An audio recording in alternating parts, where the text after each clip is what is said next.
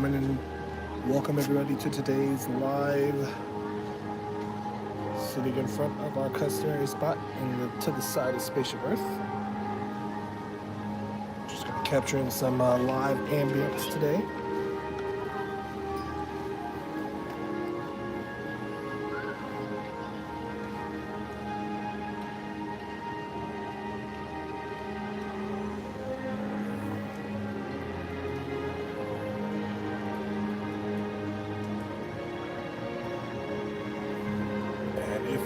Just now clicking on this content, even if it is just for 3 seconds, go ahead and like this video. If you enjoy some of our other content, if you've seen it, go ahead and subscribe to the channel, as we are trying to become a growing Disney community that talks about all things.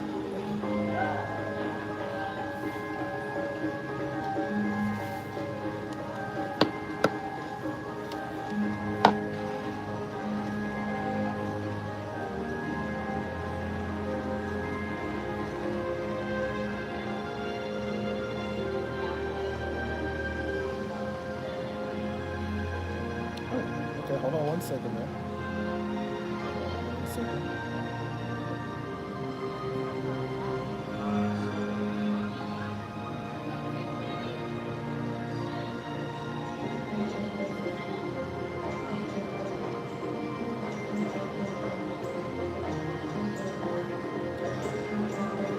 If you're out there, let's everyone take a moment real quick to wish Casey a happy birthday.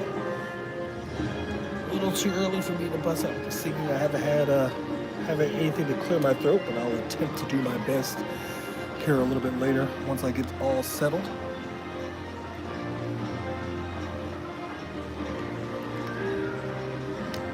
So if you are in the chat, go ahead, wish Casey happy birthday right there in the chat. And if you can't type it, if you're one of those ninja watchers that are at your work location and can't get to your keyboard, go ahead and like this video for Casey's birthday. If we do have time today, because this is going to be a short early morning stream here at EPCOT before we go over to another park. Since we are at EPCOT, I will go ahead and say that if we get 10 likes, I will take 1 cup of Beverly, as long as my wife sees the chat before coming back up to me, maybe.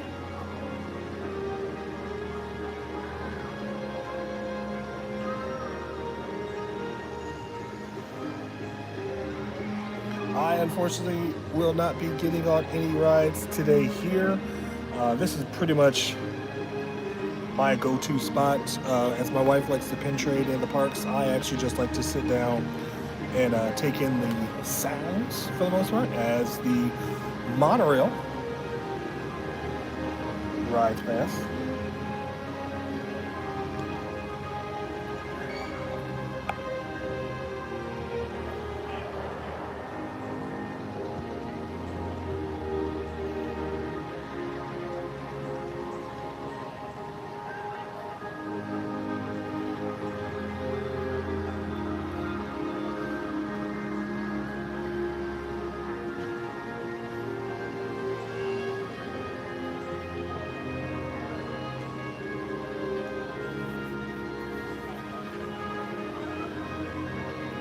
I should say this: if there's anybody in the chat right now that would like for me to sing happy birthday to Casey, go ahead and leave a comment in the chat right now. I'll be checking it here in just a minute.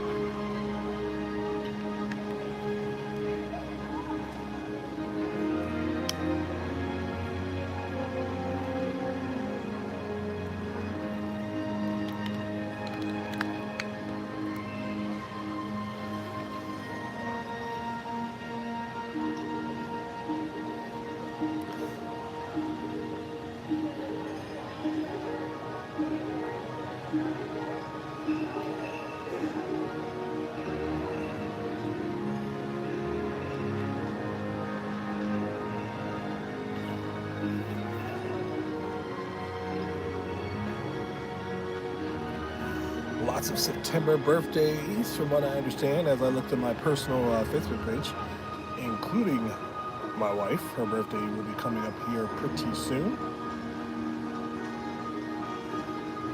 once again, happy birthday to Casey. If I do get some more, requests on the comments, I will definitely sing the happy birthday. But I will not be doing it on a ride because I do not plan on getting on any rides today.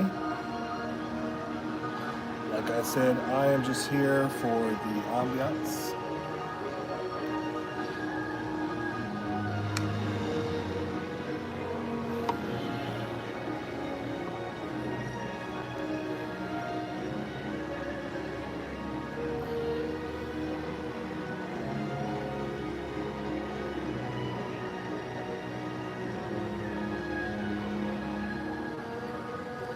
I never was a big fan of the new music here at the beginning of EPCOT. I really enjoyed the last interlude that was here before, but I understand things have to change. And this one's kind of growing on me.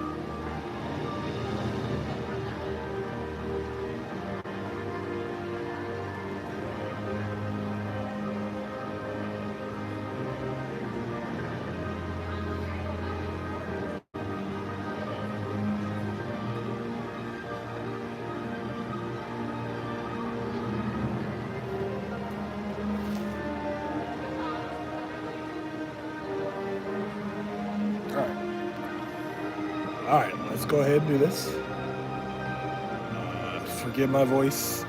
I have not had enough water this morning. Hold on, let me take another drink.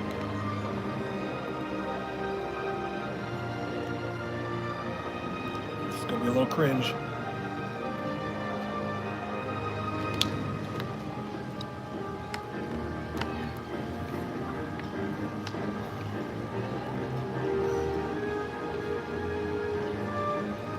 Happy birthday to you. Happy birthday to you. Happy birthday, dear Casey. Happy birthday to you. Enjoy the rest of your day, Casey.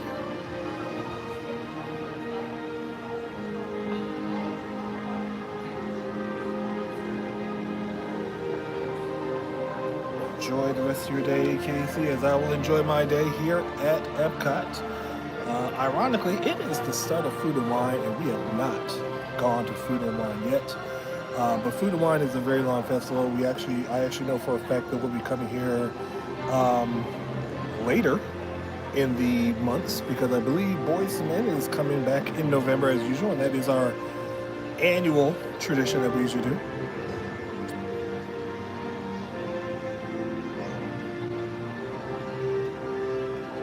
But that's actually not until I think November, like I said. So we have all of September, all of October, plenty of days in between. It's never anything that we're in a rush to do because for the most part it is the same event every year. They do add a handful of new things, but I'm not one to really jump onto the bandwagon of doing the new things just in case I don't like it. Plus there's plenty of other people that will cover it first before anybody else even gets their hands on it. If there's something that's interesting, I will try it for myself to see if it is worth the hype. There's been a couple items that most people have said is really, really good, and I'm just not big on it. But that's my taste palette.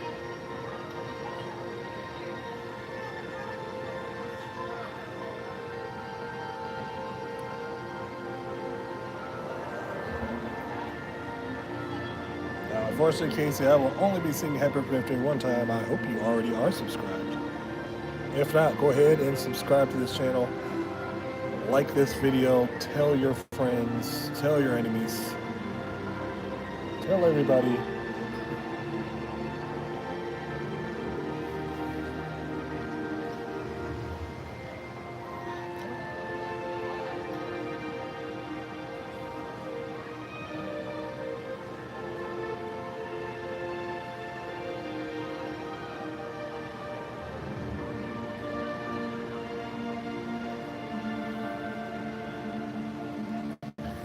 I'm going to take a few minutes right now just to listen to this music.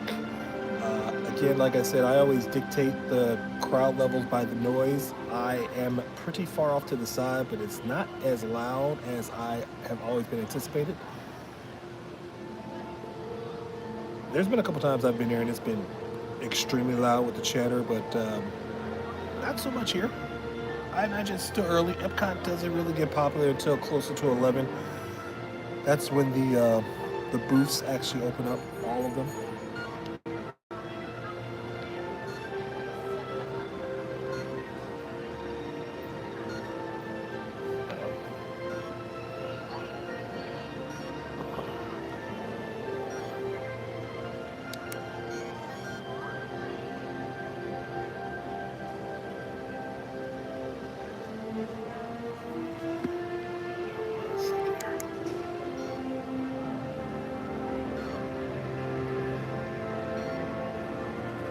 Let me know, if anybody can let me know what the camera is doing right now. I'm having some weird things happening right now.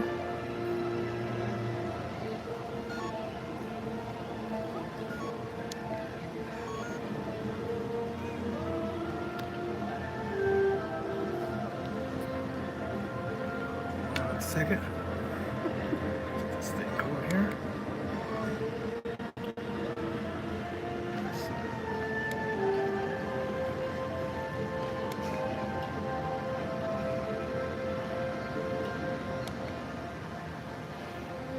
Camera's gonna be acting a little wonky here, so hold on, give me 1 second.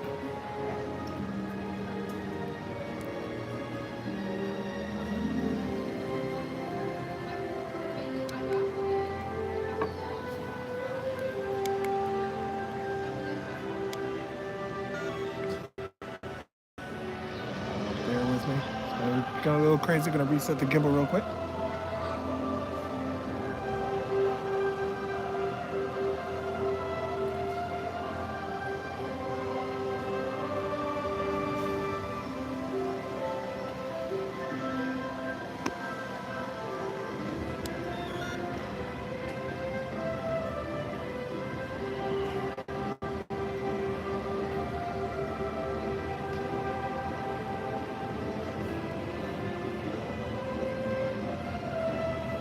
Sorry, I had only done one song, ladies and gentlemen, one song.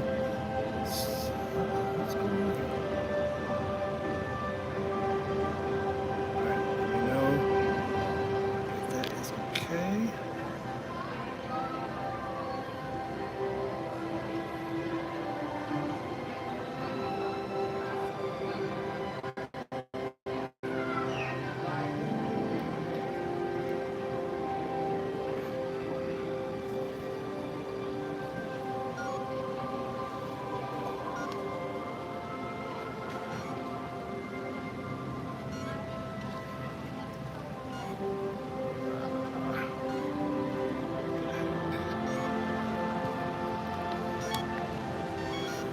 What's going on with this thing? Holy crap.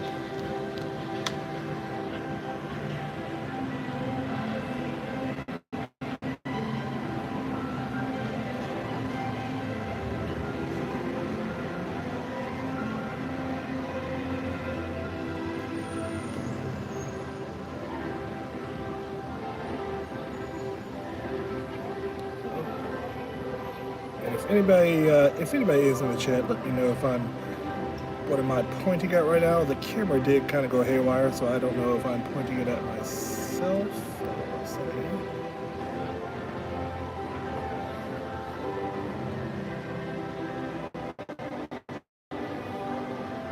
Let me know in the chat right now.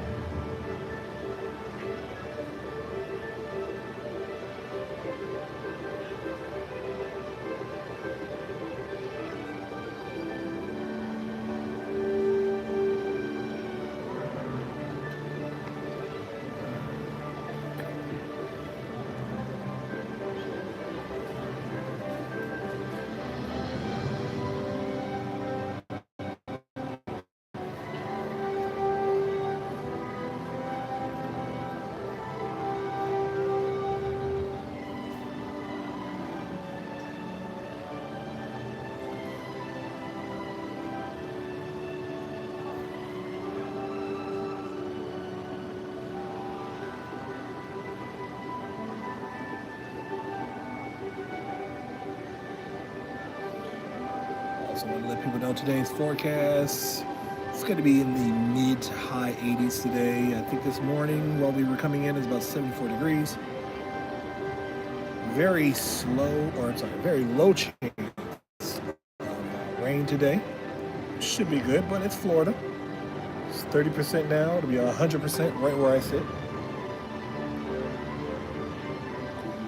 We should be supposedly expecting some cooler weather here in the next few days or so, maybe even next week, going as low as the 60s, which I am not ready for. But that'll be just about perfect for everybody else who isn't from Florida. And there are a lot of people like that, including myself, but I actually wanted to be here for the heat. The heat does not bother me. The hotter the better. For technology. Obviously, the searing heat does not work well with phones, iPads, gimbals, as anybody has seen in our previous live shows. Some of our shows have been abruptly cut off because of the overheating, and it doesn't take much to overheat it.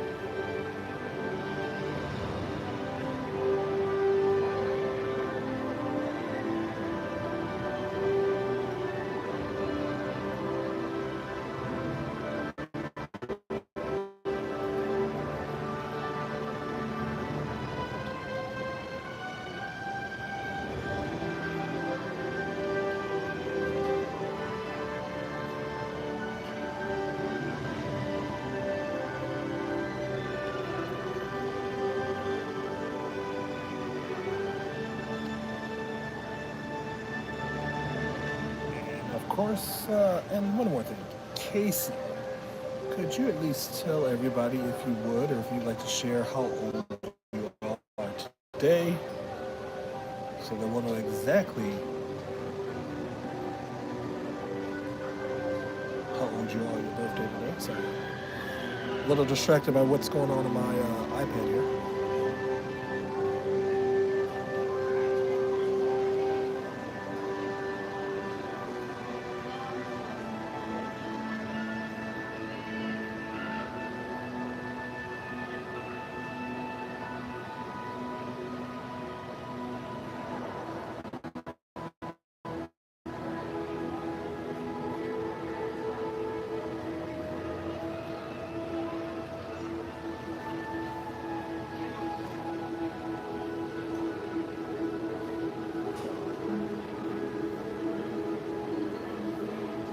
Once again, please forgive me if I am not pointing the camera in an accurate spot. I actually touched the phone, so I'm actually hoping I didn't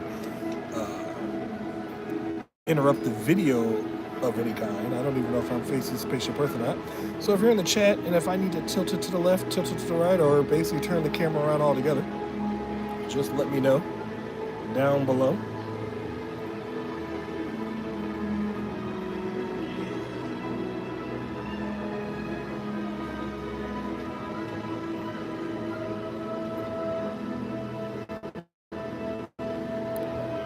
I may have fixed the phone/gimbal situation, since it must be acting right now. I think the problem was that I must have accidentally tugged on the cord.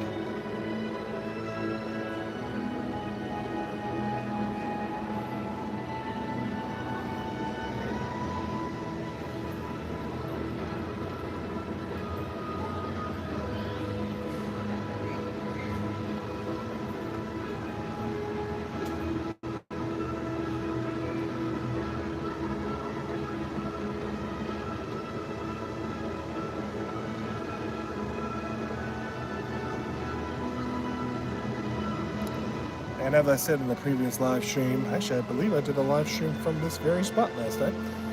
I will be attempting to do at least 2 live streams a day, maybe an hour apart, maybe 2 days a week. Haven't really decided on that just yet. Basically, you know, as my wife will pin trade throughout the parks, I actually just like to sit down and enjoy the ambiance, if you will. So these live streams will basically consist of maybe a little observation, some people watching, not necessarily getting too much in the crowd chatter, as you can tell, because it's, you know, we're a bit of away from the crowd, sitting on the far side of the entrance to Spaceship Earth. It's enough undercover to not be hit with weather, even with the sun coming out. Been a nice little breeze that's come through every now and then.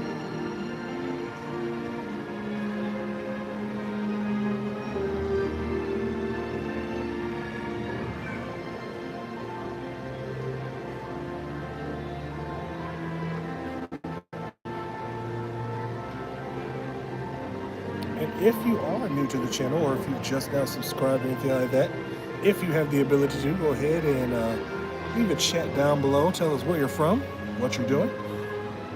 The last time I did a live stream a few months ago, I actually remember a few people that were announcing that they have been ninja watchers of our channel for a little bit of time. And in case you didn't know, typically ninja watchers are people that don't have the ability to comment. Sometimes just something that's playing in the background as they work throughout the day, which is fine. I thoroughly enjoy that. I appreciate anybody and everybody that's at least clicking on the video.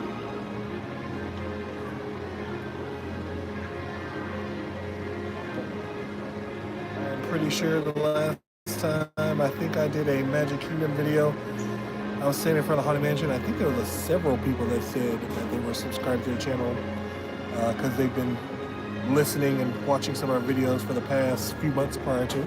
So like I said, I appreciate that.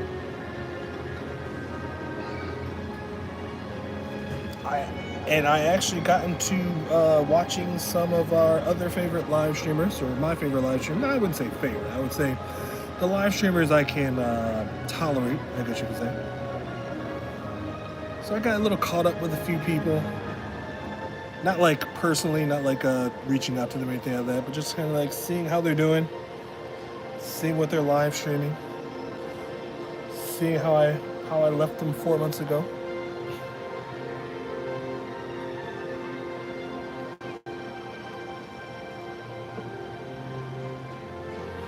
I like some of our smaller, low-level YouTube vloggers right now,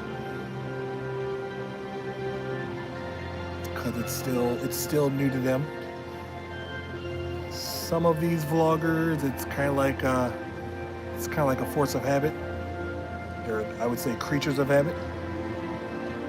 I don't feel that same magic with some of these. Some of the streamers, you can kind of tell they're just doing it for monetary gain.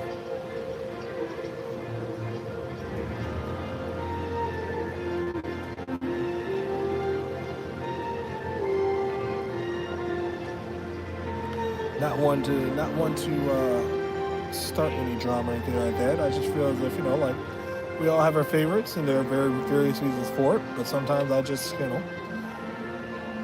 I can kind of sense what people really feel about what they're doing, whether they actually enjoy it or if it's just, like I said, if it's just something to do.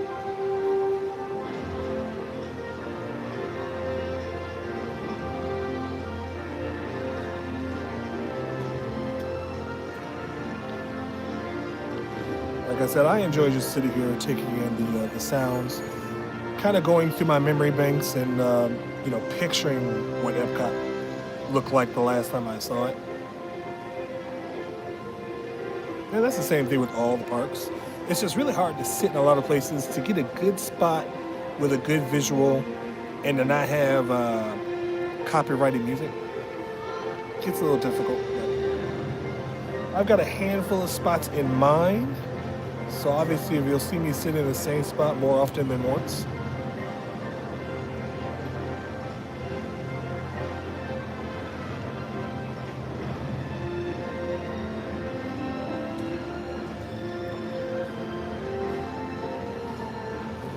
For instance, if you'll notice, now the last few times I've been at EPCOT, I parked it right here, off to the side of Spaceship Earth, getting a nice shot of it, I'm hoping. Other spots I've been interested in is sitting in front of Living with the Land, only because that old 80s soundtrack that they play out front of there kind of gives me a special feeling. Other than that, it's little spots around World Showcase that probably won't have that much visual, or it'll be hard to get a visual because of maybe dark sunlight, or there's nowhere really to set the camera and for me to be positioned and to position the camera without being in the way.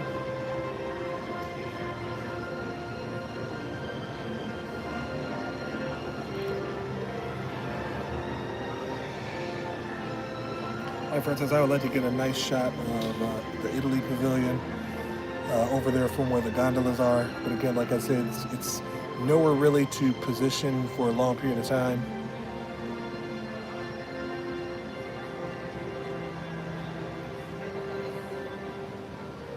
In my head, I can visualize where I would love to sit and just take in the sounds for the most part. I can pretty much imagine every pavilion, but again, I don't think it'll be more of like an audio recording than it would be anything else.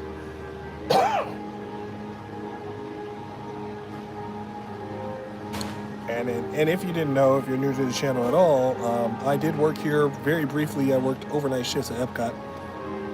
So I have seen all the glorious sides of this magnificent park. Kind of a big reason why I don't really like coming to the park. I mean, I'll come here. I'm never going to say no to it. But it's not going to be my go-to, mainly because I worked here for those overnight shifts, and yeah, I've seen enough.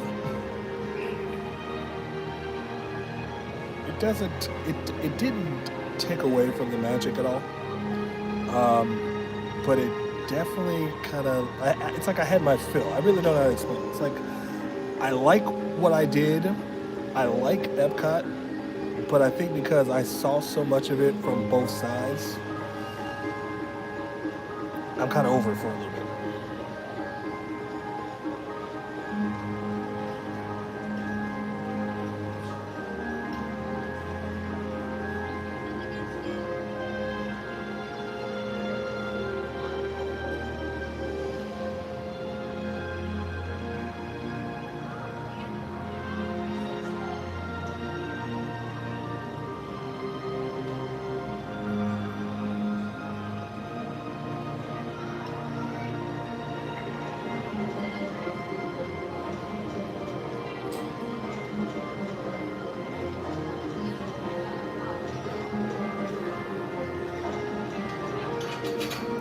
At the same time, too, the last time I worked here, the last time I worked overnight shift was 2017 here, and obviously this park has had a huge transformation since then.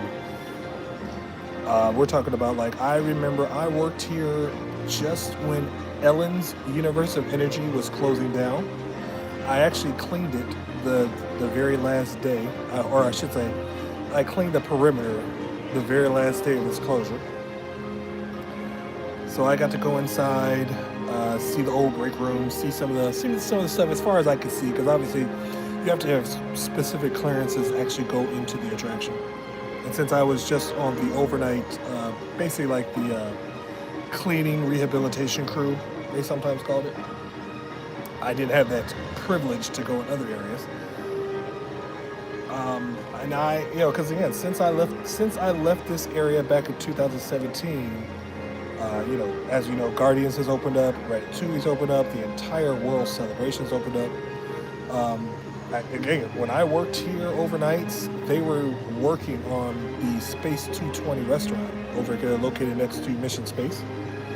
And I think I was there before anybody even knew, I think that was going to be a restaurant. I actually had no idea it was going to be a restaurant when I was cleaning that area. So I remember walking in the building not knowing it was a construction zone. And I couldn't imagine, like, again, seeing something down to the bare bones and then the finished project. I couldn't imagine what that lobby used to look like.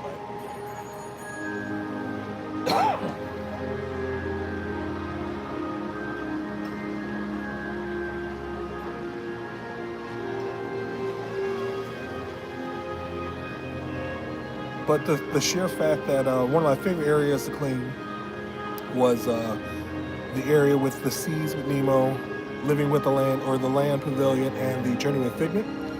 It's probably my favorite area to clean anytime I did an overnight shift.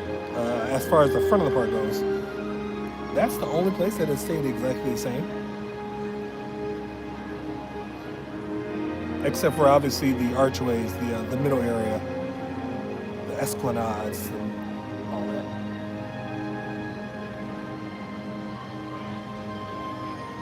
I mean, I do miss the overnight shifts. I miss the freedom of doing it.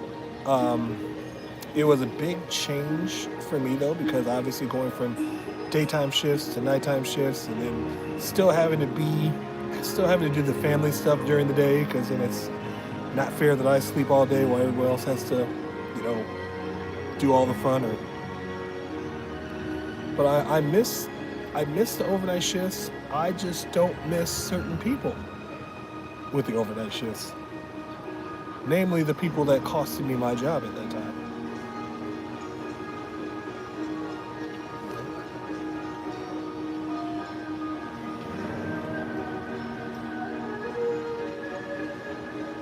And when I say people, I mean individual person.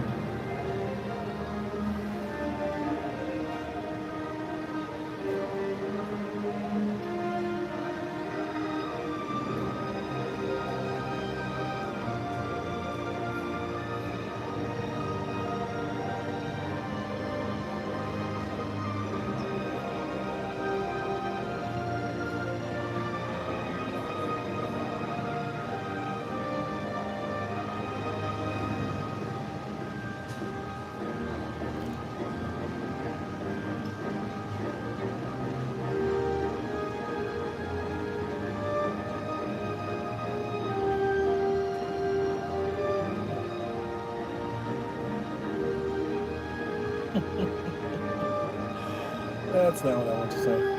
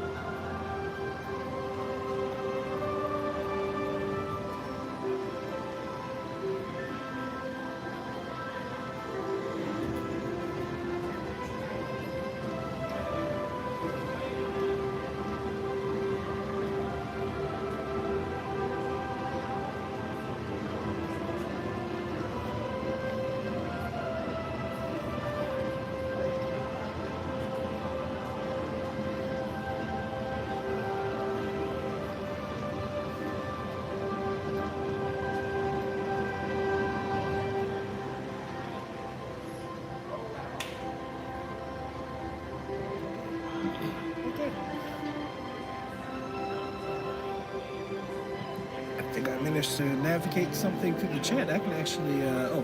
I accidentally deleted a comment, so I apologize for that. I think it was one of Casey's comments. Just to kind of get used to how to use the talkback feature. But I've actually been able to find the little menu when people do leave comments. I can actually reach out to them directly, I think. It's also pretty good too, because I can actually appoint moderators on my own. So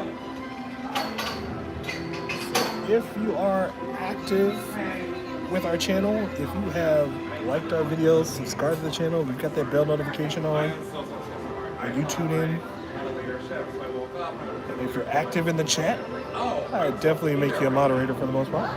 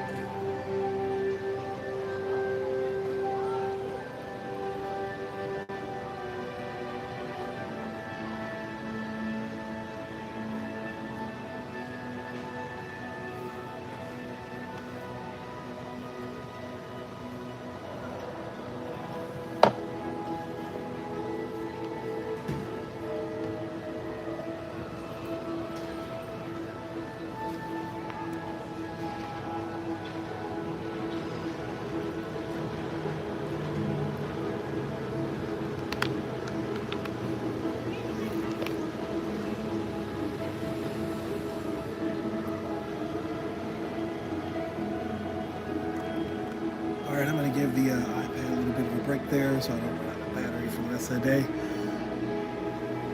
Take a quick moment to relive the old glory days of EPCOT. I've been coming to EPCOT since it was first started back in 1982, which is subsequently the same year I was born. And again, a lot has changed. I remember before there were festivals, World Showcase was kind of a hit or miss. Not that many people used to go back to World Showcase. You can kind of tell how it is when there's no festivals. World Showcase does get a little bit less traveled. The festivals are a big driving force to EPCOT's popularity over the last, I would say, decade or more, which is why they've added so many festivals. I mean, not added, but extended the festivals to where there's really no break in between. I think this past summer has been the longest that we've gone without a festival, probably in the past maybe 5 to 6 years or so. We actually went all of June and all of July without a single festival happening here at EPCOT. Previous years, Food and Wine had started right after Flower and Garden. Flower and Garden usually ends end of May, but the Food and Wine, I think for the last few years, has started as early as June, kind of like maybe a 2-week period where there wasn't a festival. So I was actually surprised that they did it for all of June or July. I think they did expect it to be slower. Obviously, I think sometimes they kind of get a whiff of what's going to be happening in the months to come, based off of who's booking what and where. And of course, with all of this new parts of EPCOT opening up, it's still a lot of the growing pains that come with it. I think the only thing that is surprisingly hasn't changed that much has been Spaceship Earth. Journey to Imagination is not the same. Or I should say, the Land Pavilion is not the same. Nemo and Friends, that's completely different because I remember when that attraction didn't have any IP involved with it.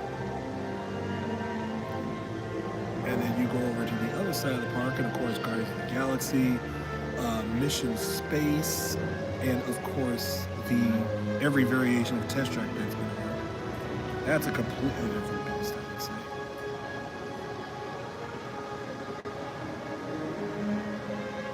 I mean, like, if you haven't been to EPCOT since I would say the early 90s, then every part of this park is going to be fun. No idea what you're getting into. It's hard to believe too because I've got people that, they've been to Disney before. I've taken them to Disney a couple times in the past. But let's say the last time they came here was 2018 or even 2019, right before the pandemic, and you wouldn't think that it would be that much different, but it is so different in this area. All the parks have had huge transformations in that time and continuing the transformations. It's hard to believe that 2019 is when the Skyliner first debuted.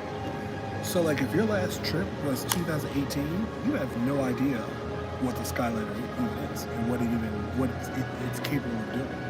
And you're talking about resorts as well. Riviera, Grand Destino Tower, I don't think those opened until 2018, 2019. And then, like I said, as far as EPCOT goes, you've got everything that's different.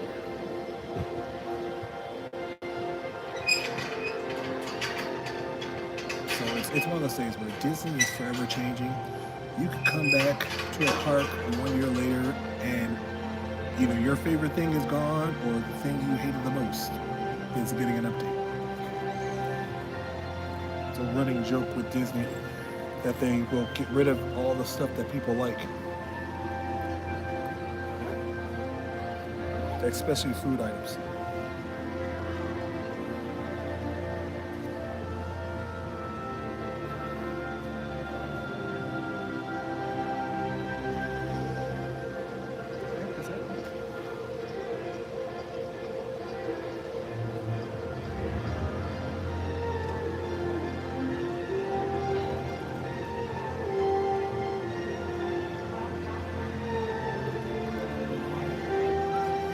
Especially the biggest thing right now, especially by sitting out here, I probably wouldn't have sat out here several years ago. If you remember, the entrance to Spaceship Earth's area was surrounded by those monuments, the Leave a Legacy monuments. And back in the day, you used to purchase to have your photo engraved, and then they would put your photo on these little monument statues that lined up all in front of the fountain area of Spaceship Earth. It was a little bit of an eyesore when you're in it. I get what they were trying to do because it was very picturesque. So if you were to be standing at the very front entrance gates looking towards Spaceship Earth, the monument statues kind of came at an angle and it was almost positioned to where it would look like it was holding up Spaceship Earth in itself. Spaceship Earth, also known as the golf ball, to rookies out there. I believe the actual terminology for the object is, I think it's a geosphere. And apparently it has, if you've noticed on the Spaceship Earth, they're three-dimensional triangles. And apparently there's over 11,000 different triangles on the entire Spaceship Earth, housing probably the most unpopular attraction, Spaceship Earth. Fun fact, one of the posts right here at the bottom of Spaceship Earth, really the first post you come to in the very middle there, is actually the elevator for maintenance to get up there and get to the animatronics. I found that out during an overnight shift one day. I thought it was a support beam all this time, but it actually serves a purpose.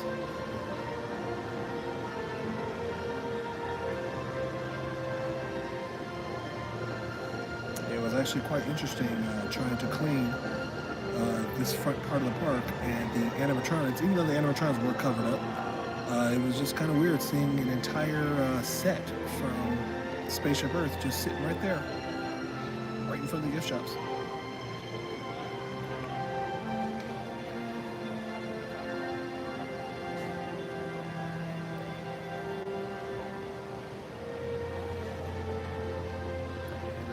Working here for Disney, I ultimately want to be the jack of all trades. I want to try all different positions inside the company. And of course, my first job with Disney was working the attractions in Fantasyland. I love the fact that I got to do that first, but then at the same time I don't, because at the end of the day, because of everything else that I've done in the company, the attractions was, I would say, the most fun for me.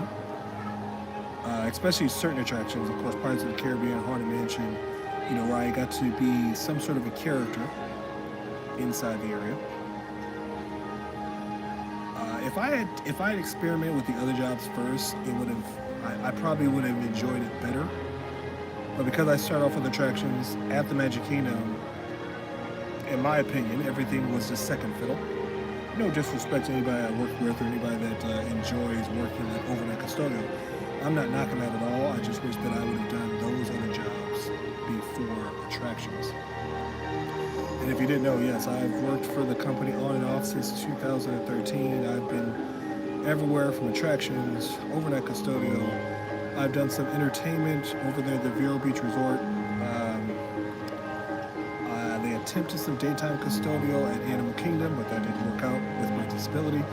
I also did some outdoor vending over there at Hollywood Studios, and a brief one-day stunt doing park greeter at Hollywood Studios.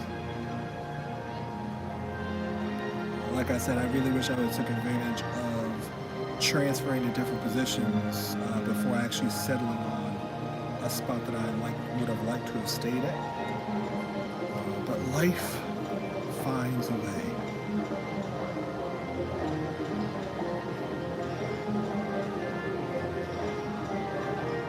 I enjoyed all of the jobs that I had.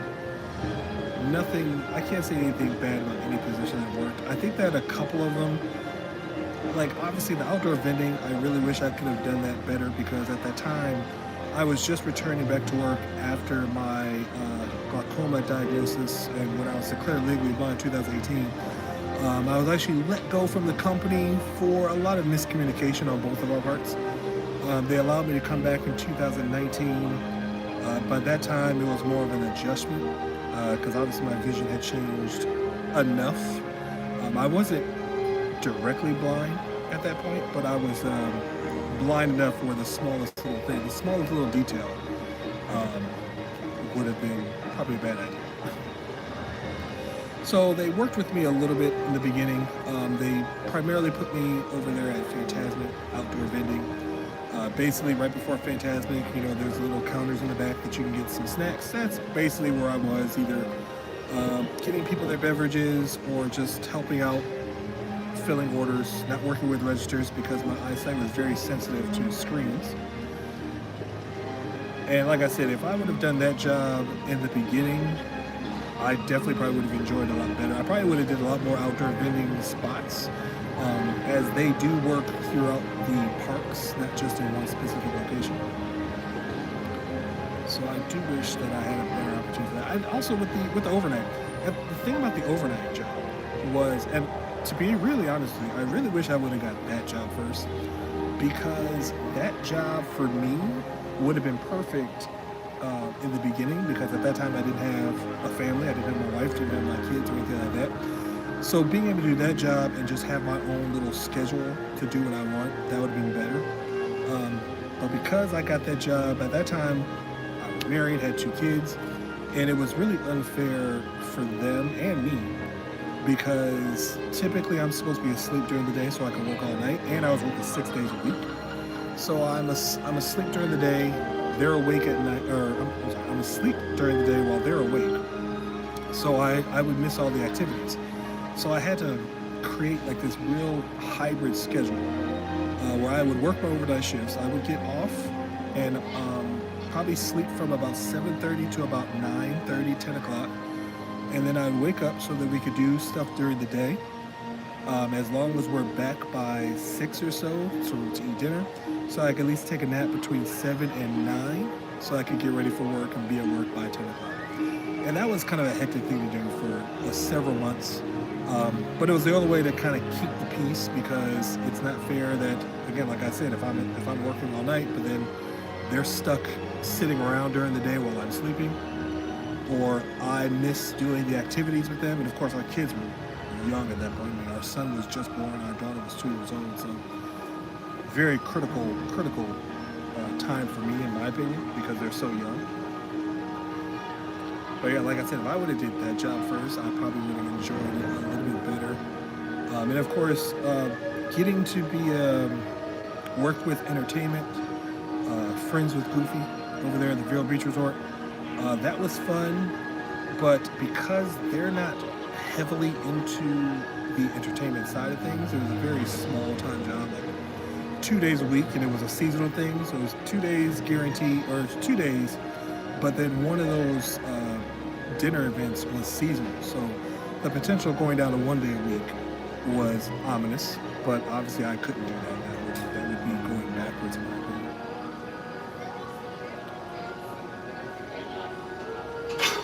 But I would have loved to have done the security gig. I would have loved to have done overnight security. Um, and because I've talked to so many different cast members in every location I've been to, it's like it just gave me good insight on different positions and, you know, what they like and don't like about the job. And then there's the old cast members that tell me about the good old days when Disney appreciated their cast members, or when Central Florida appreciated their cast members. It is definitely a difference from the way it was before to the way it is now, and I would definitely say that that difference was definitely noticeable by 2021.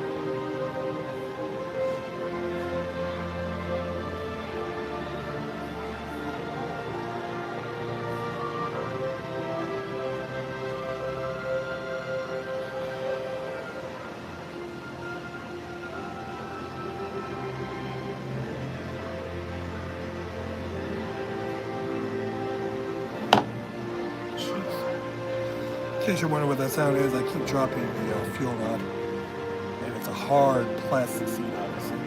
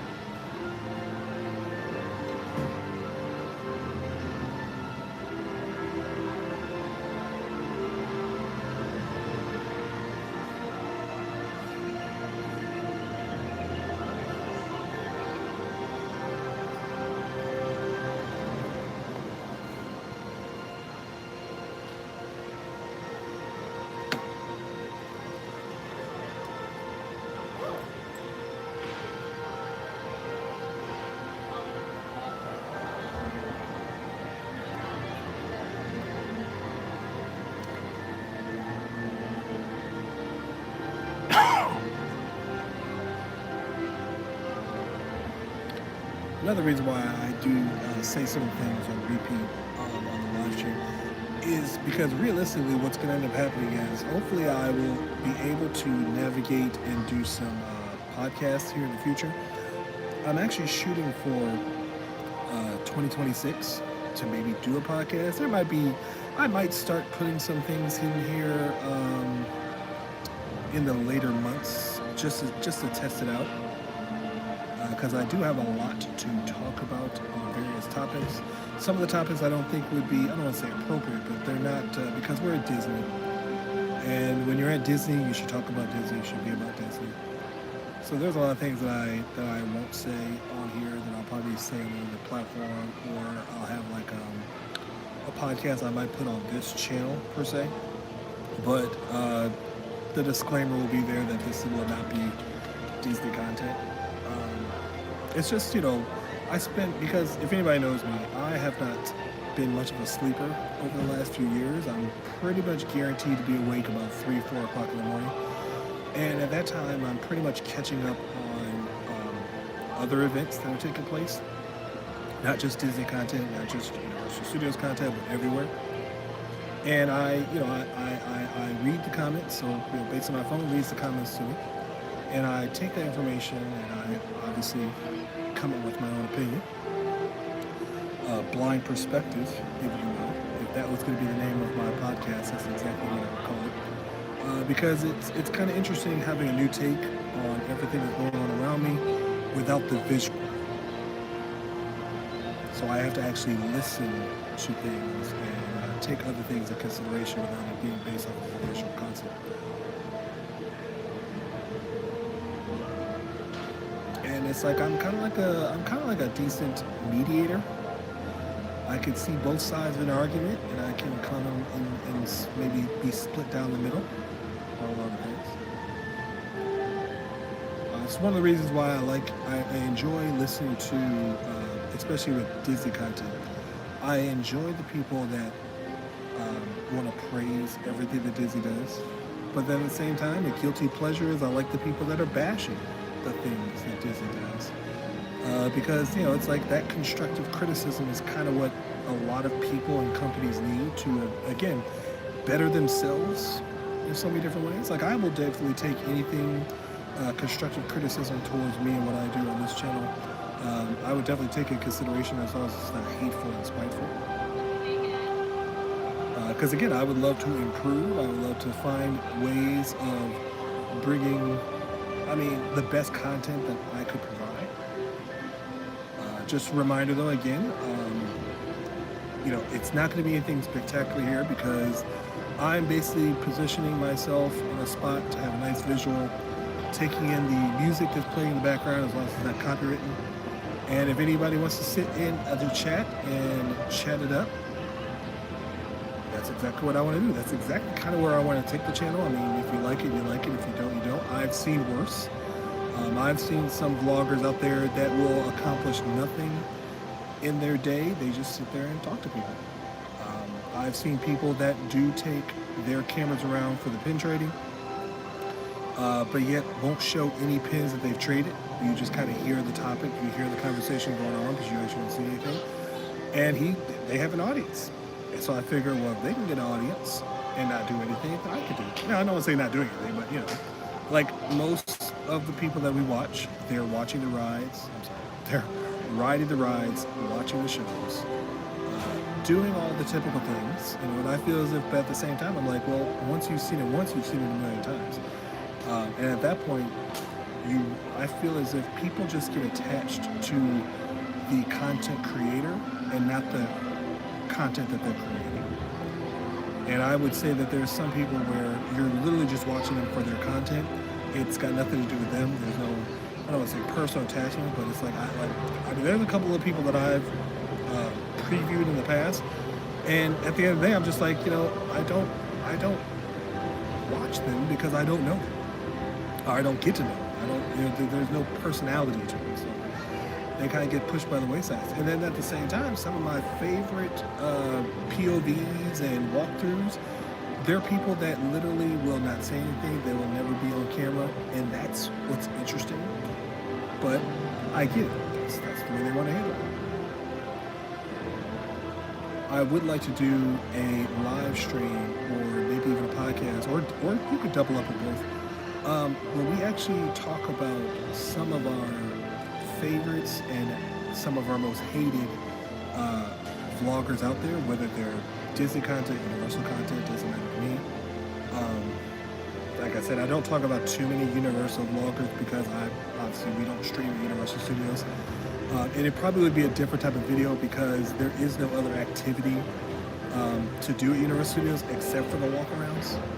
And I don't know if my wife would care that you would just sit down at Universal Studios. Because again, that's a bit of, it's not a far drive. It's roughly about 30 minutes to get there. If you know I-4, then you know that 30 minutes means good luck. We'll see you when you get here type of thing. We've gotten lucky a couple times. That's another reason why I will always say that the tourism here has slowed down quite a bit since the last few years ago. Like just the other day, we drove out to Claremont, which is roughly about 20 minutes away from where we live. Typically on 192 Earl of Bronson, which is the main road for Disney World basically, that road has always been a nightmare to get onto and off of, no matter what time of the day. And the last few times we've been, yes, there's still traffic. You can still tell there's a lot of people that think they know how to drive and don't. But it's not as jam-packed as it always seemed to be before. So that 20-minute drive was just about 20-25 minutes, rather than sometimes it would be about 40, 45. And then a couple times there was accidents on I-4, so that turned your 20-minute drive into a 3-hour tour. There was actually a couple times I think our kids were late for school on 2 separate occasions because of an accident that happened on I-4, which, if you know Florida, that's the main highway in Central Florida. But because there's not enough alternate routes, it causes everybody to get dumped on the 1 or 2 alternate routes that there are, which causes chaos for everybody who lives here. So if you know, US 27 and US 192 are the main common roads for this general area of Central Florida. Over here, the Orlando, Kissimmee, Davenport, and Claremont. Those 4 cities come together in the area called Four Corners because 4 cities is 4 different counties that meet in the middle. Those are the 2 major expressways that connect everything. And like I said, when I-4 gets backed up, those are the 2 alternate routes, and everybody and their mother is traffic jam. So if you live in the area, if you've ever been in the area, you already know how big of a hassle it is. I believe there's been actually a few people in the chat before that's commented on living in different parts of Orlando or Florida in general, and then of course moving because of the traffic. And then in some cases they move because of traffic only to be the new traffic for the new area that they moved to. That's another topic I would love to talk about too, because over the last 5 years or so, I heavily got involved with at least the practical part of real estate. I'm not going to sit there and, give you all the specs and stuff like that like most real estate agents do. But I've been here long enough to tell that some areas got popular because it's what they sold to people. Other areas got popular because they're actual good places to move to. And you can kind of tell that a lot of people who move to Florida regret moving to Florida. I've actually said this before, except my numbers were a little different. I always called it a 257 in reference to how many years people actually can be in Florida. And it's like the first 2 or 3 years, it's like the honeymoon phase. You love it, you can't believe you're here, you're still just involved. By 5 years, you've determined that it's either for you or it's not. Then by the time you get to 7, you're literally trying to get out of here. If you don't decide that you want to stay by the 7th year, you're either at that point where you want to get out and you're stuck, or you just hate everything about it. And I get it. if you move to Florida for a specific reason, and that specific reason didn't work out, then that just ruined the entire motivation for it. And I've said this several times to everybody that knows me. I moved to Florida to be a Floridian. I moved to Florida because to me it was an accomplishment to finish doing what I think that my dad started and wanted to do. He unfortunately passed away 24 years ago. And I think that Florida was like where he wanted to be, and it's exactly where I wanted to be. And I kind of came up to that thought process on my own. Even if my dad wanted to be here, I ultimately did want to be here myself. So, I mean, I would entertain other places to live, but Florida will be my home state per se. I'm very open to a lot of different places. But I think that Florida's probably the best place for me personally to live. Especially because of all the opportunities and being able to do traveling and cruises, and just the fact that we have some major mainstays between people loving to come to Miami, West Palm, Fort Lauderdale, Tampa, Orlando, the Everglades, all these different places. Like for me, it's just like that's the major accomplishment.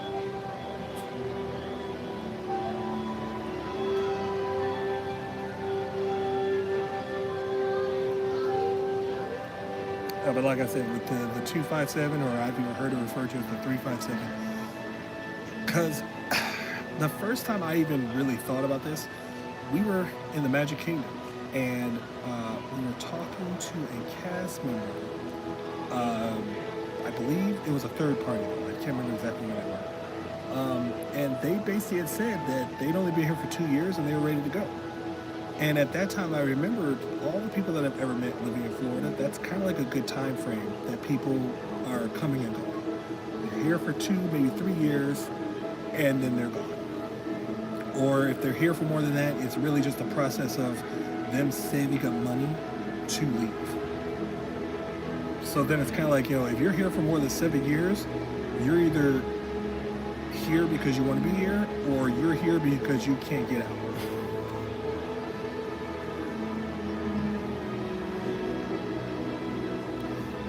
I am a lifer, but unfortunately, it's like, because, like I said, because of my current status, disability-wise, if it's not my cards to stay here till the end of time, I've accepted that,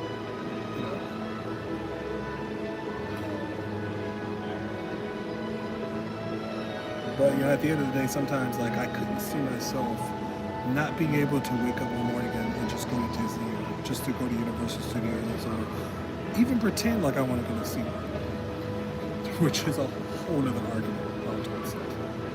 If you know, you know.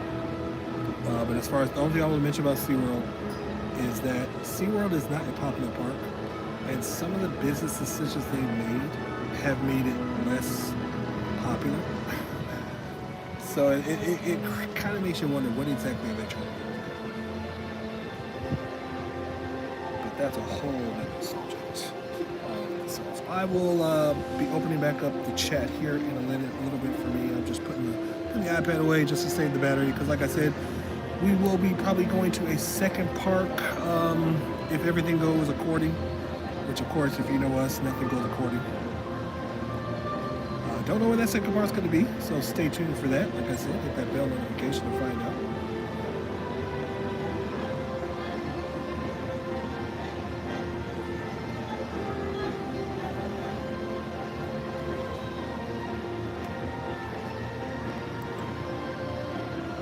But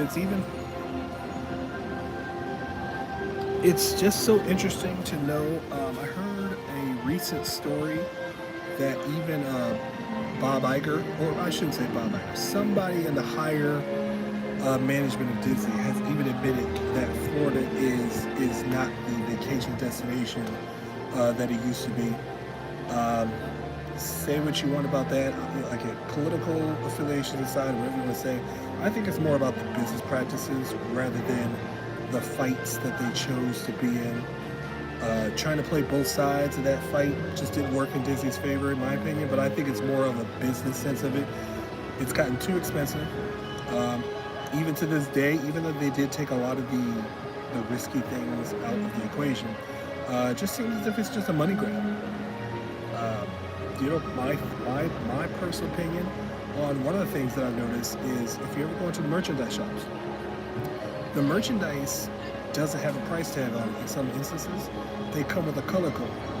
That color code is displayed somewhere in the gift shops by the merchandise team. But to me, I feel as if, if you were to go there on a consistent basis and you were to see like, oh, this item was $15.99 one day, but then all of a sudden the color now says that it's $18.99 the next day or the next week or whatever the case may be. And to me, I'm just kind of like, that's the things that I say is, I understand it's a business, I understand it's capitalism, but at the same time, it's like, how much does this item actually cost, and how much of a profit are these companies making just for them to get greedy and ask for more? Because then you'll turn around and see these items that don't sell, and then they'll have them 25-30% off, because they got to get rid of them. And it's like, well, if you just made it 30% cheaper to begin with, you'd sell the items a lot faster. And like I said, when you see, the resellers, and you see all these people, all these places that kind of sell the items for cheap, the character warehouses, things like that. If those are the prices they could sell the item for at the end of its lifetime, then why don't you just sell the item? Then you wouldn't even have to have a character warehouse, because everyone would be able to buy the item for that set price. Instead, they let the resellers buy the items for cheap, and they rack the prices up even more, only for them to sell. It's just a continuous circle of basically insanity. It's doing the same thing over and over again and expecting a different result.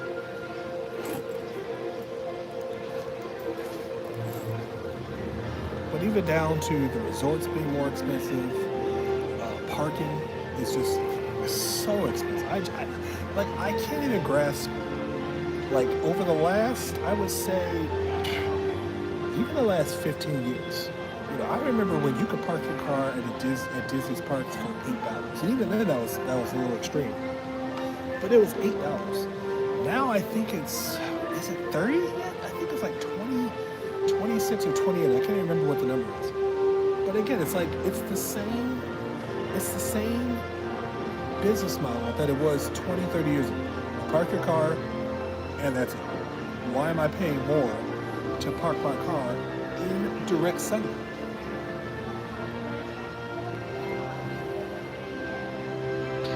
I understand that there's a lot that goes on that we don't know, but I would actually like it if they explain those things rather than just people just accepting the fact that the parking's going to go up, that the tickets going to go up, and the prices are going to go up, the food's going to go up, everything's going to go up, but it's not going to be any better.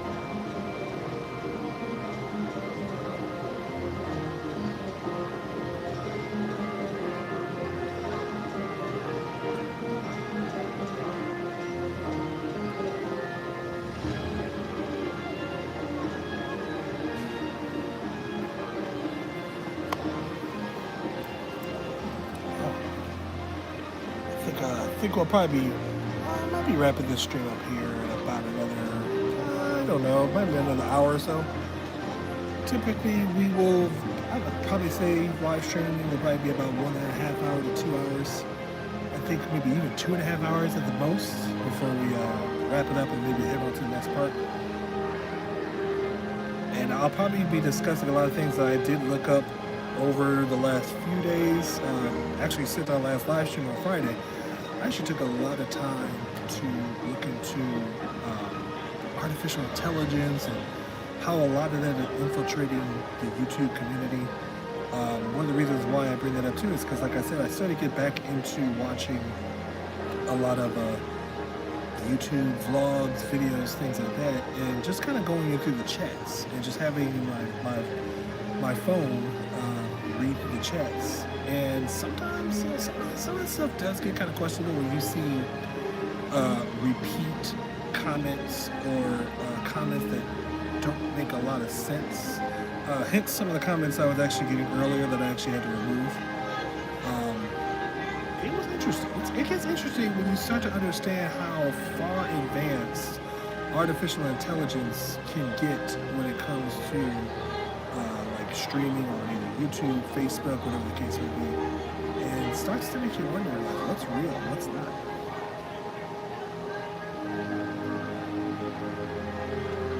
Like, for instance, there is a particular YouTube community that did pop up on my recommended. And, I mean, if you know, you know. But there were a lot of older videos that popped up from these particular YouTube channels. And so I would just randomly go in there, and it's not necessary to rewatch them, like, oh, I remember this video. But for me, it was just like, I'm going to go through the comments, and I'm going to look and see, and there would be like several videos where several different people mysteriously left the same comment, just in a different verbiage.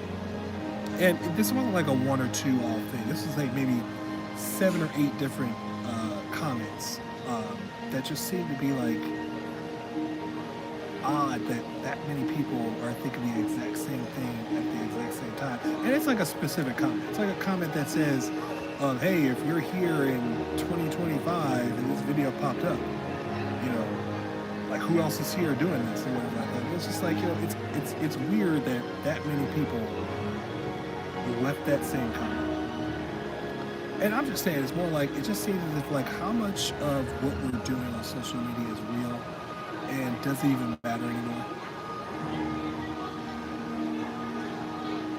It's still fun. Like I said, I do it for more of a therapeutic session, in a sense. You know, even if nobody's in the chat, even if nobody's watching the channel, I'm still gonna have a good time just listening to the music in the background, listening to people having fun, and it's almost as if it gives me a reason to kind of talk to myself, try to kind of clear the air and get my thoughts out there within reason. Like I said, I try to at least keep in mind that I am at Disney, and I'll try to keep it in Disney content without being too over the top negative, in a sense, or over the top positive at the same time too.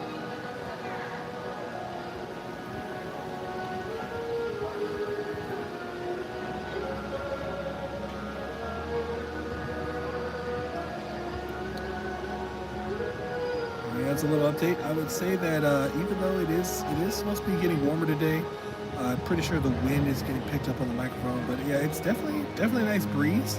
It's actually a better breeze than it's ever been before because of how humid it gets. Typically, when the wind blows in Florida, it's just like a hairdryer being blown across your face. But this is actually an acceptable breeze. So I can see a lot of people who don't like the heat really having a good time here, Halloween season. Ironically. The Halloween parties, of course, have started up. I think it's been about 2 weeks now. Was it? I can't remember when the party started. But the party started fairly early, as always. So, of course, if you know, people in Florida, Halloween starts in August and ends November 1st. And then Christmas starts November 1st and doesn't end until January. So a lot of the holidays kind of get overdone for many people here.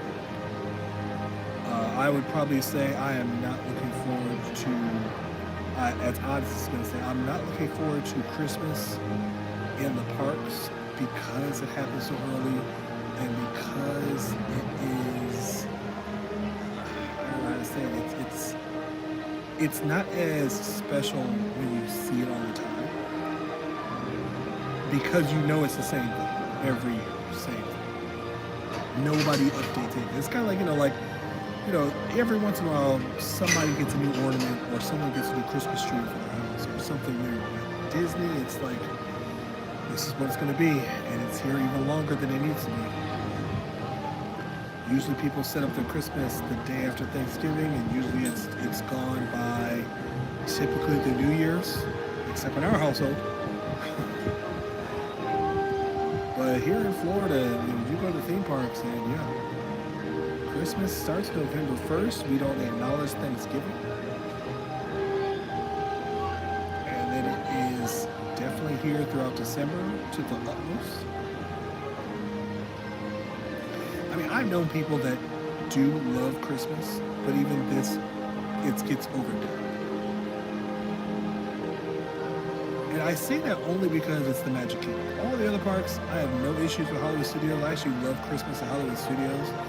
And I think it's probably because that vibe, that music that they play, is a little different. We're here at the Magic Kingdom. It's kind of like it's the generic Christmas songs. It does get turned up pretty loud. That might be another reason why I'm not a big fan of it. But at least at Hollywood Studios, it's like a nice, different renditions of it. Maybe a jazzy, up-tempo version of the song. Same thing with EPCOT. Same thing with Animal Kingdom. I know a lot of people don't like Animal Kingdom's Christmas celebration. I don't mind it because it is very subtle in the rest of the park.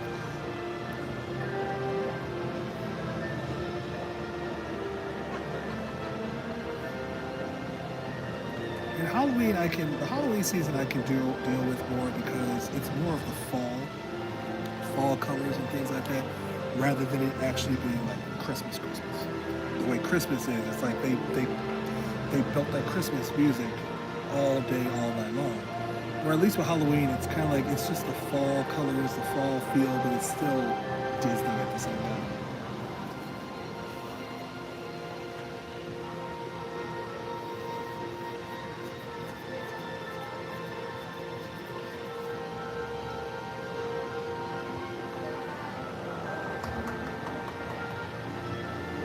And pin trading, speaking of that, my wife informs me all the time. The pin trading, it has been a hit or miss the last couple days. Was it yesterday? No, Tuesday. Tuesday was actually a pretty good day with her pin trading. She was seeing a lot of pins that she hadn't seen before, so we were upping our collection on that end. And then, of course, people who are seeking certain pins, it's like, we've seen that pin. So it was a pretty good time, especially after the pin event. The pin event, I believe, was it last weekend? Maybe it was last weekend. So if you didn't know, there's a huge pin event that takes place here at Disney World. I believe this year it was I believe they do it at Coronado every year because Coronado has one of the better convention center areas. But yeah, all the people, they bring all their collections and they trade amongst other people. So if you have a pin that you can get rid of, and you're looking for something specific, coming down to a pin event, I don't know how to look it up, because again, we're just casual pin traders. We're not out there getting the big portfolio boards and posting up in different parts of the park. We're just humble, simple pin traders. I would say there's probably a lot of pins that we have duplicates of because we're just so into the pin trading, and then we're just like, we always look at it and say, like, do we have this pin? I think we have this pin, but let's get it just in case. But even so, there's 4 of us, so if Jenny has it, then Titan or Calypso will probably want it, so let's start their collection. And then next, we'll have like 5 or 6 of the same different pins or same different pin sets, and then it's just like, well, let's just trade these then.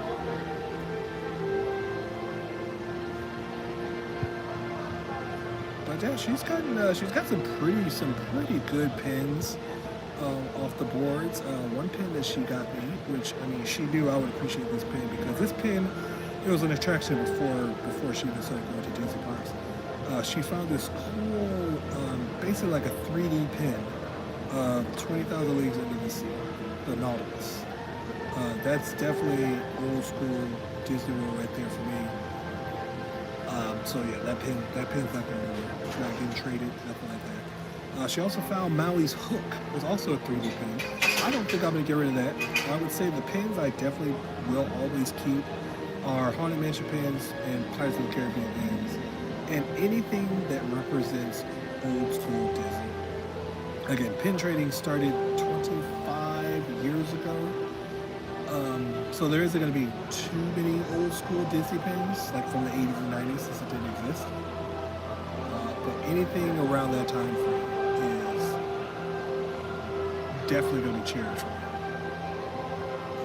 Like there was a Mr. Toad's wall ride pin that someone I think had on, I think it was a Facebook years ago. And yeah, I really wish that I could have been around for that. I love to have gotten pins like that. Because I know that, like, I have a pin collection. It might have gotten lost in translation, but one of my earliest trips after my dad passed away in 2001, and you know, I got really into the pin trading. We bought hats, and we put our pins on the hats. I'd probably say at least 50 or 60 pins is what I have alone here at Disney. Couldn't tell you what happened to them. They're probably long gone by this point.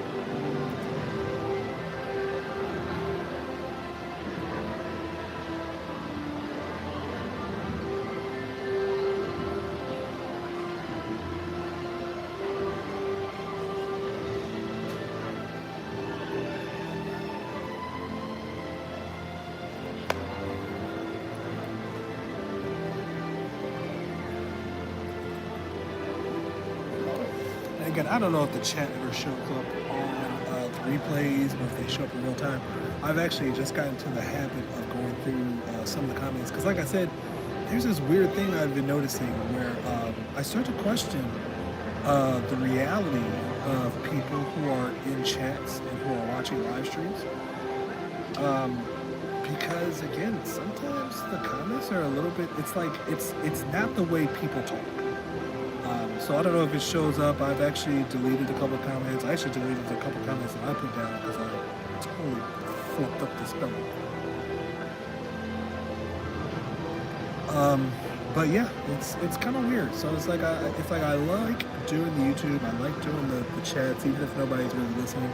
I would love to do like putting up the podcasts and things like that, but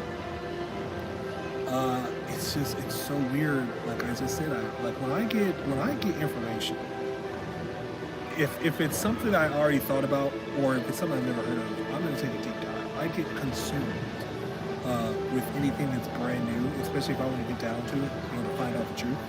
And so, you know, seeing other content creators, like I said, there's always been this question of how do you get into the algorithm? How do you push your channel?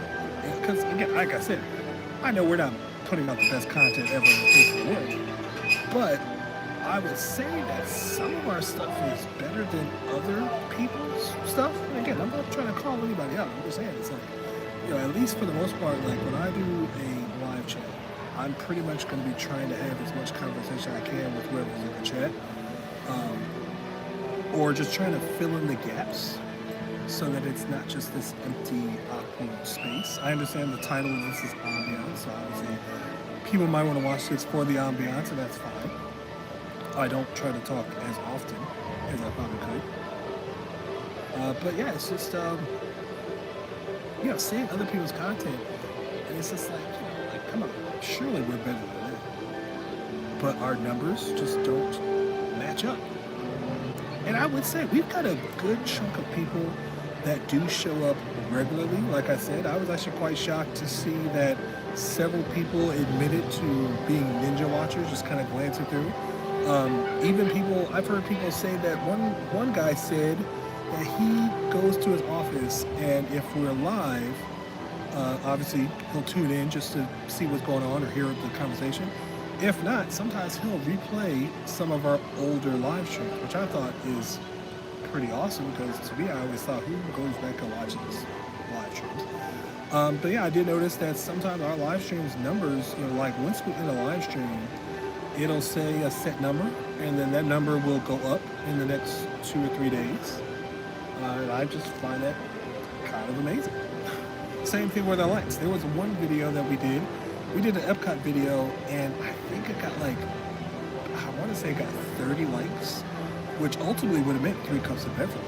But because it didn't happen in the video, it doesn't count. But yeah, people were going back, watching our videos, and liking the content from there. And I know for a fact, there was one video that I thought was a disaster. And if you were here, you know.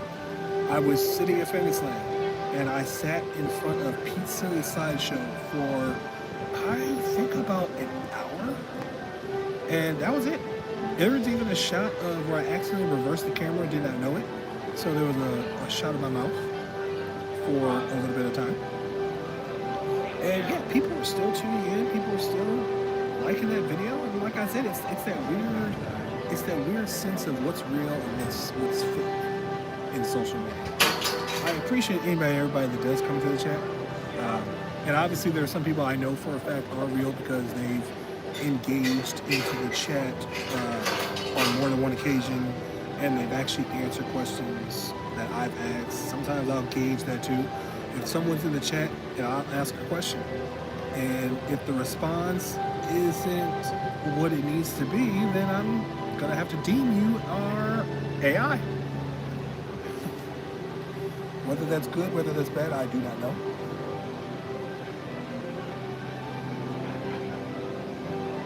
Like for instance, for anybody that has been in the chat or is going to look back at this earlier, there's a person that was in the chat earlier, had a couple of requests. I fulfilled that request, even though I kind of had a feeling. It's like, I don't think this is real.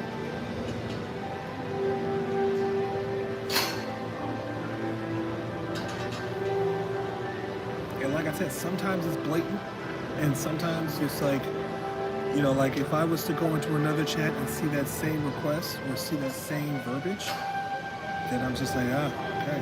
This is where moderators come to play. I do have 2 moderators. Obviously, they're not here right now. It's way too early for one of them. He's probably just now getting to his office. The other one, I would say, they're casual. I'm not demanding people show up or anything like that. So I appreciate the the interaction one way or the other, as minimal as me. We've got a lot of people that I know. They just peek their head in, say hi, and that's great too. Again, if it helps in that little bit of way. And then at the same time, I do know there are some people that they want to just kind of feed off of everyone else's kind of not their popularity in a sense. And I've got that. I think we've got about 2 or 3 people that just kind of came in when we had a good chunk of people in, made some comments, and then took off.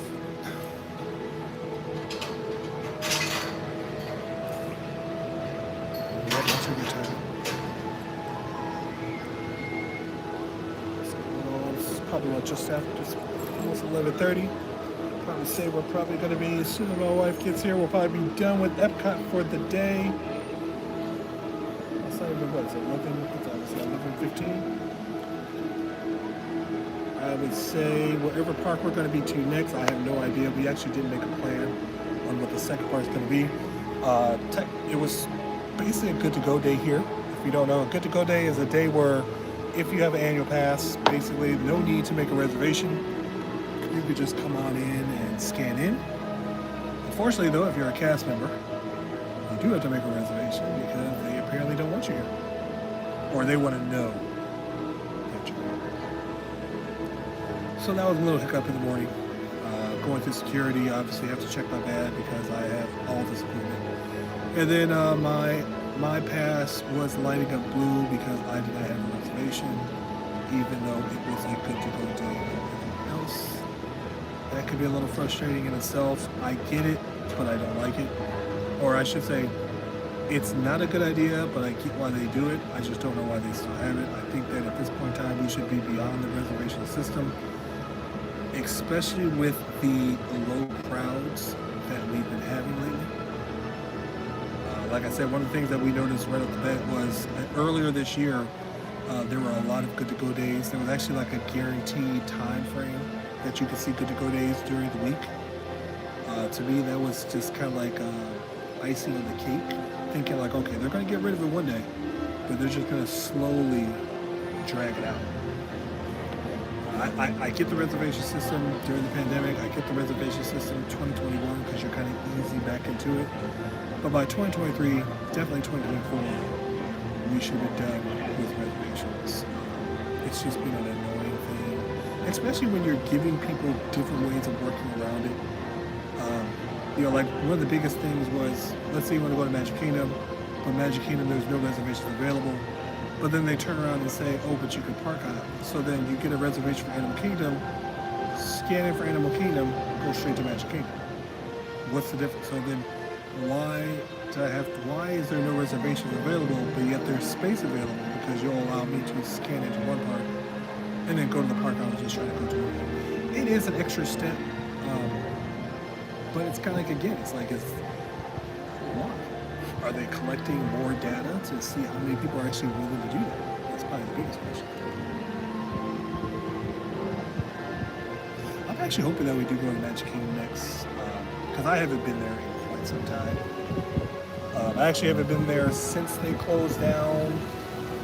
Yeah, I don't think I've been there since they closed the Rivers of America.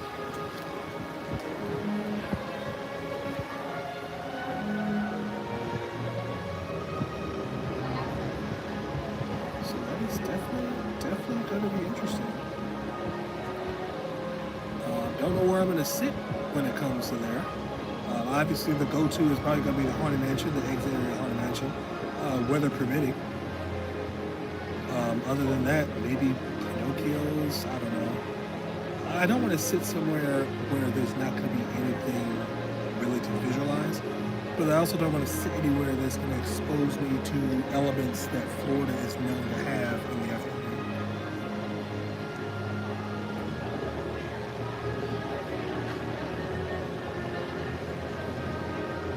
And I also don't want to sit in spots that obviously would like to be taken by someone else.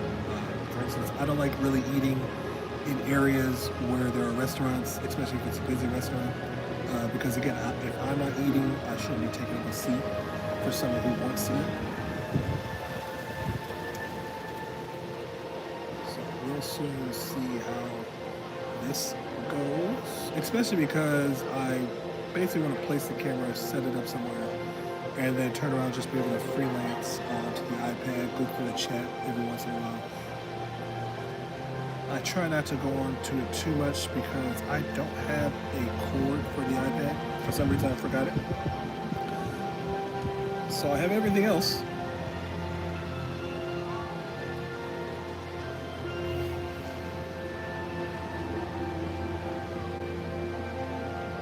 I'm just rambling.